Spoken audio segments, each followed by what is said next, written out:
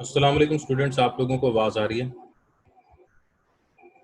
वालेकुम अस्सलाम सर, आ रही है।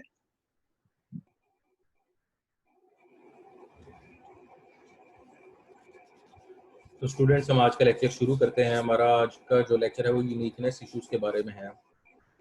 जो साइबर एथिक्स है, ये ऐसी फील्ड है जो कि किसी भी क्राइम या मर्डर को साइबर लॉज या साइबर पर्सपेक्टिव से चेक करती है और इसके अखलाकियात को ऑब्जर्व करती है कि इसमें क्या अखलाक से हटकर काम किया गया है। जो ये नज़रिया है कि साइबर एथिक्स और साइबर लॉज ज़रूरी हैं, इसकी सपोर्ट में दो किस्म के लोग बात करते हैं। एक वो ये कहते हैं कि जो क्राइम और मर्डर है हमेशा, एक है जो इसके अगेंस्ट है, वो ये है कि जो क्राइम और मर्डर है वो हमेशा बहुत पुराने टाइम से होता आ रहा है, तो टूल्स बदल जाते हैं। पहले पुराने वक्तों में शायद तलवार से या किसी नोकदार चीज़ से हमला होगा फिजिकली, तो वो टूल बदल गया, अब नया टूल आ गया जी, मोबाइल या फिर ड्रोन के जरिए हमला हो रहा है। तो ये कोई नई चीज़ नहीं है। दूसरी साइड पे जो पर्सपेक्टिव वो ये कहते हैं कि जी ये वो फील्ड है जिसने ऐसे ऐसे क्राइम और मर्डर को वजूद में लाने का ज़रिया बने जो कि पहले कभी मुमकिन नहीं थे। तो ये स्पेशल है, ये यूनिक एरिया है साइबर लॉज और साइबर एथिक्स वाले। तो हम अब इसकी स्लाइड रीड करते हैं। इज देयर एनीथिंग न्यू और unique about crimes that are favored by cyber technology? Two point of views exist. Traditionalists argue that nothing is new, crime is crime and murder is murder. Traditionalists कहते हैं कि इसमें कुछ नया नहीं है। जो यूनिकनेस है वो ये कहते हैं कि जी ये uniqueness proponents argue that cyber technology has introduced at least some new unique ethical issues that could not have existed before computers. जो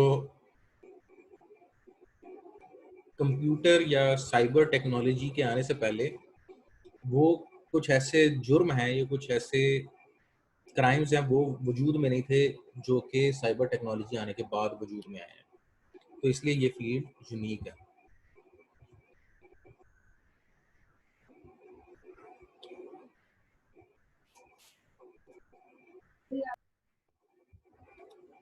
both sides seems correct on the same both sides seem correct on some claims and both seem to be wrong on the other.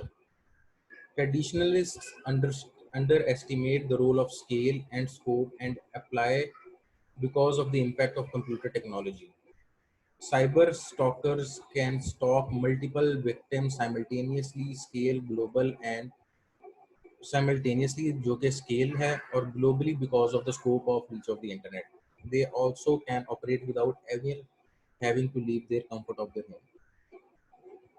दोनों जो parties हैं वो अपने point of view present करती हैं जिनमें वो कुछ पे सही और कुछ पे गलत हैं, लेकिन एक जो हकीकत है वो ये कि जो क्राइम का स्केल है और जो स्कोप है वो साइबर टेक्नोलॉजी आने से कम्प्लीटली डिफरेंट हो गया। अब एक सिस्टम या एक पीसी के जरिए हजारों लोगों को मॉनिटर किया जा सकता है। ना सिर्फ उस शहर के लोगों को, पूरी दुनिया में वो शख्स कहीं पे भी हो, हजार लोग उनको मॉनिटर किया जा सकता है। ये साइबर टेक्नोलॉजी से पहले पॉसिबल नहीं था। और ये सब कुछ आप अपने घर के आरामदेह जिंदगी के अंदर मौजूद होते हुए कर सकते हैं। ऐसा क्राइम पहले पॉसिबल नहीं था। Uniqueness proponents tend to overstate the effect that cyber technology has on ethics.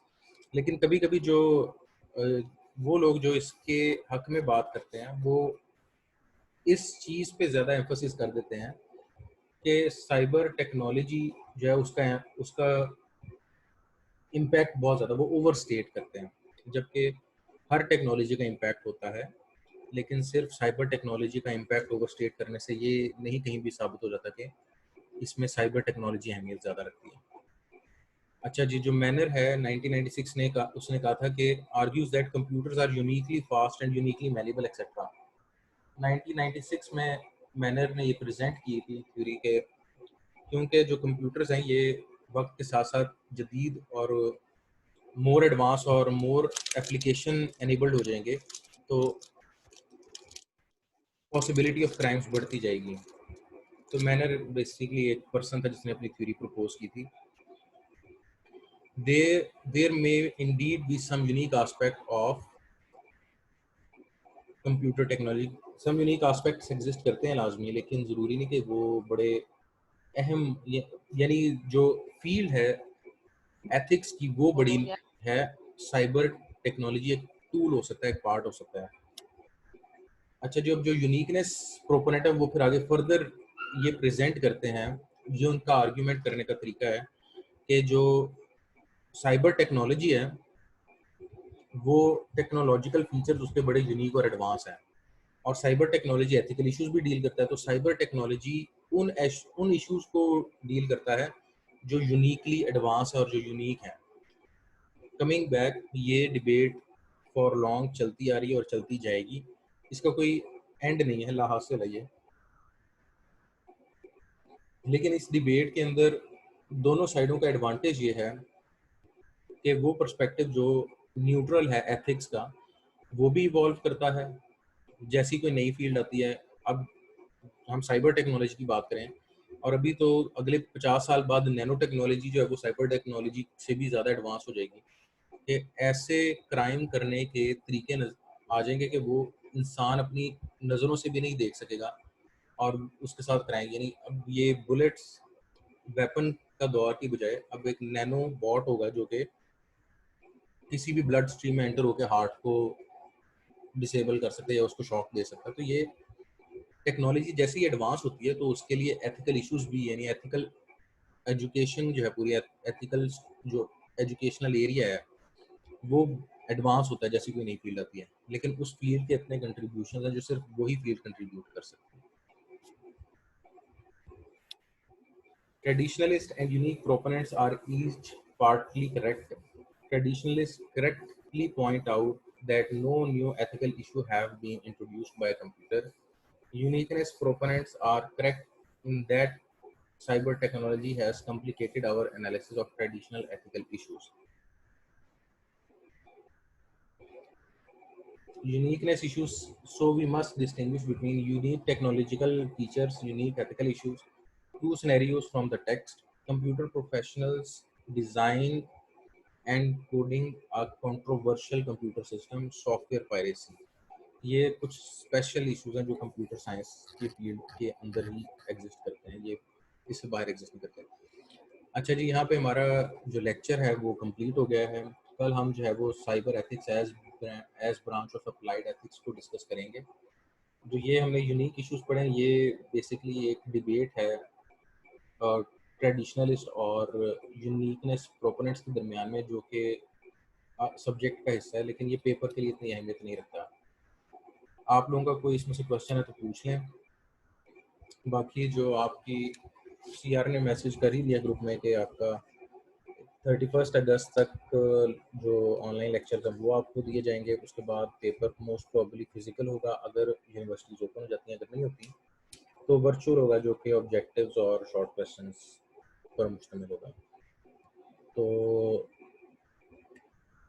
एक और बात जो मैंने ही पहले कहा था कि आप लोगों तक जो भी इंफॉर्मेशन हो उसका आप सोर्स चेक कर लें। तो ये इस दफ़ा जो इंफॉर्मेशन आई है ग्रुप्स के अंदर, सीआर के ग्रुप्स में, वो एचओडी साहब का मैसेज आया, तो ये एक वैलिड सोर्स ऑफ इंफॉर्मेशन है। मेरी स्ट्रेटजी ये है इंशाल्लाह आपका अगले 2 हफ्तों के अंदर कोर्स कंप्लीट कर देना और लेक्चर भी कंप्लीट कर देना।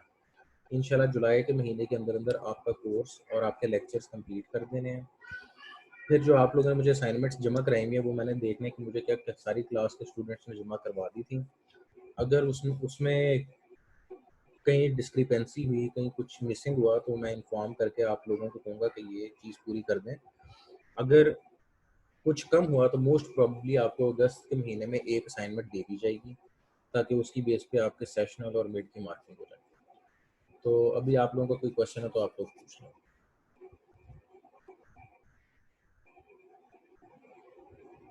साबिकुल सर, मैं अहमद बात कर रहा हूँ। क्या हाल है आपका? अल्हम्दुलिल्लाह, आवाज़ कम आ रही है आपकी।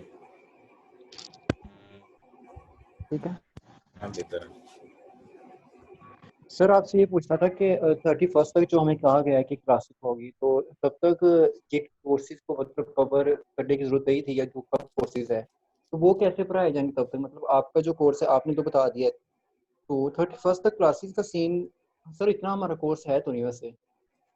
देखो, बात ये है कि जो मुझे लग रहा है ना, वो ये लग रहा है कि कंप्यूटर साइंस के जो टीचर्स हैं ना, उन लोगों ने ये टूल्स जल्दी सीख के क्लासों को जल्दी पढ़ाना शुरू कर दिया था।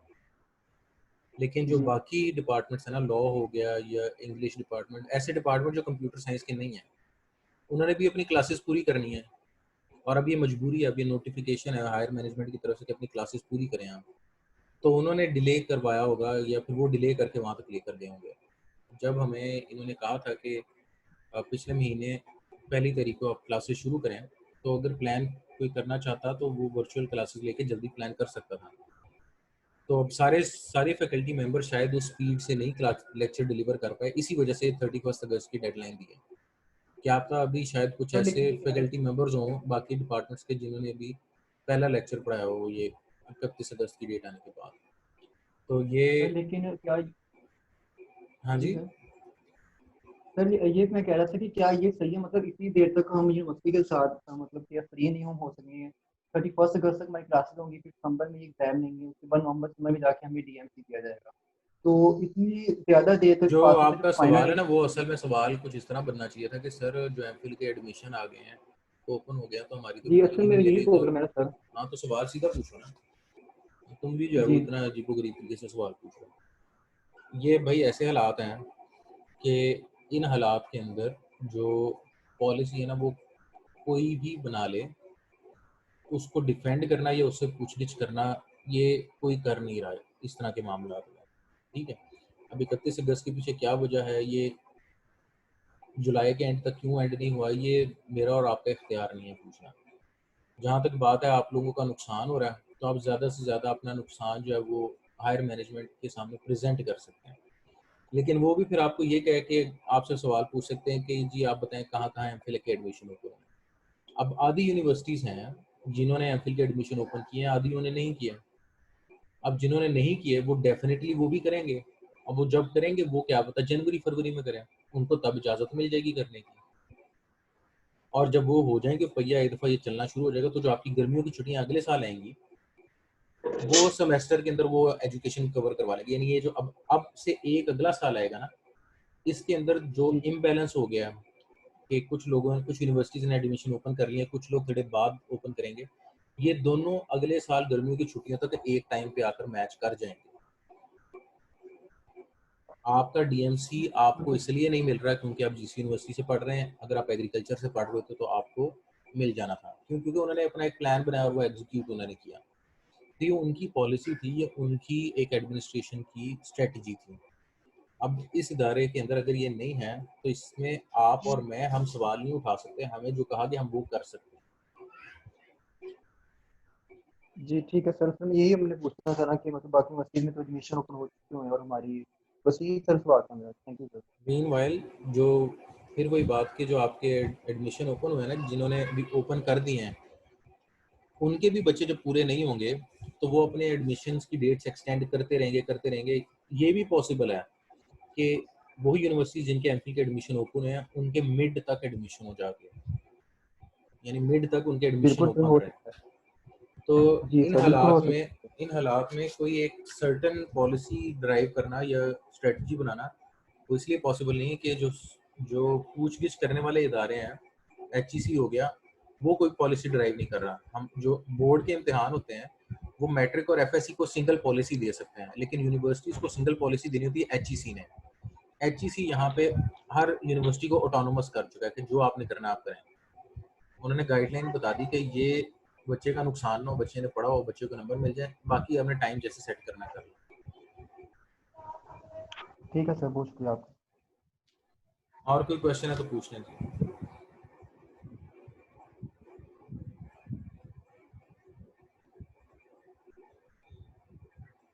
चलिए ठीक है स्टूडेंट्स, मैं उम्मीद करता हूँ आप और आपके घर वाले सब खैरियत से होंगे। खुदा न खास्ता अगर किसी पर मुश्किल वक्त, अल्लाह पाक उस मुश्किल वक्त को आसान कर दे।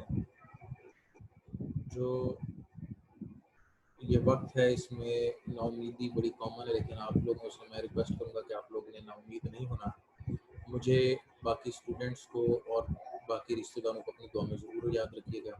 ओके स्टूडेंट्स, अल्लाह हाफिज़।